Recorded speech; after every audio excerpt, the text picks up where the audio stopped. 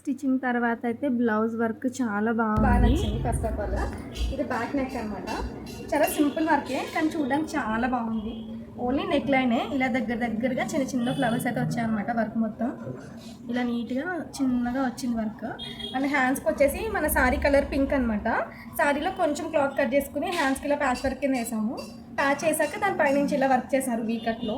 ఇదంతా కర్దానా బీడ్స్తో చిన్న చిన్న లైన్స్ అయితే ఇచ్చారనమాట. నాకు హ్యాండ్స్ కూడా చాలా బాగా నచ్చాయి. వన్ సైడ్ అయితే ఇలా సింపుల్ వర్క్ చేశారు, ఇది ఇంకొక సైడ్ వన్ సైడ్. దీనికి టాజిల్స్ కూడా వీటికి మ్యాచింగ్ లాగా ఇలా వచ్చేసి సింపుల్ టాజిల్స్ కూడా ఇచ్చారనమాట బ్యాక్ అండ్ ఫ్రంట్. అండ్ అది ఈ కస్టమర్ది ఇంకొక సింపుల్ వర్క్ కూడా చేసాము.